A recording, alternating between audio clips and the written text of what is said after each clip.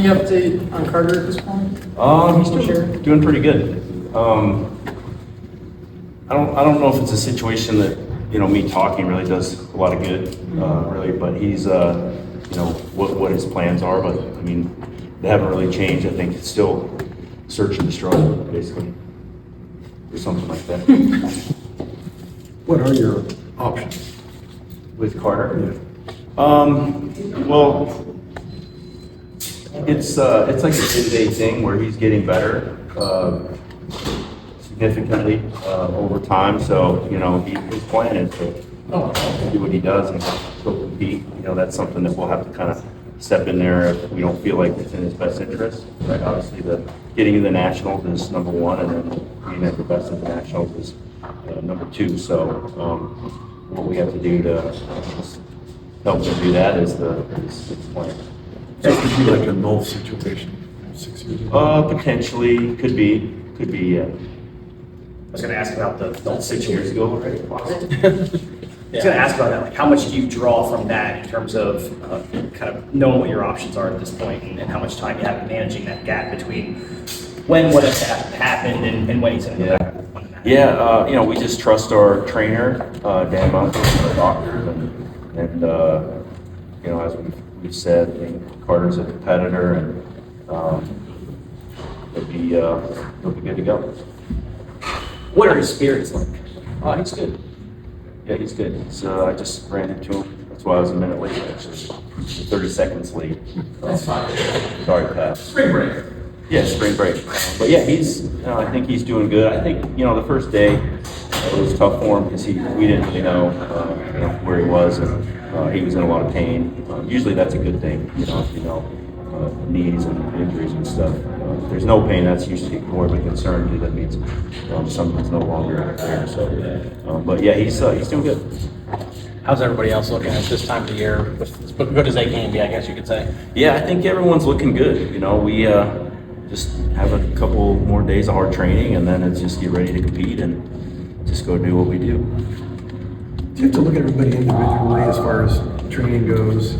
Maybe somebody's already perhaps peaked and others need a little more work than some, or is it individual?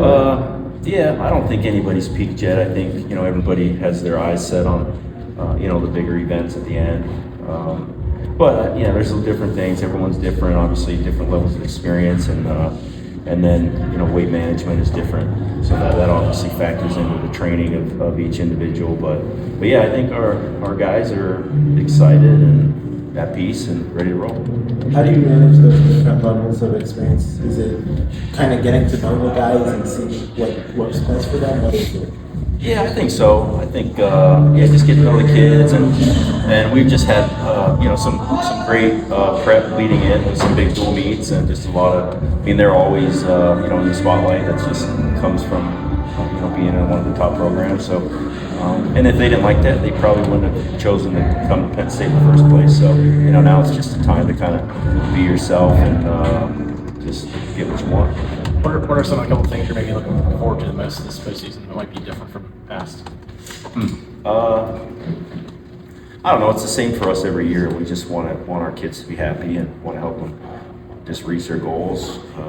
Just keep focus on the little things. It's the small and simple things that make the big things take place. So just keep things simple and just have fun.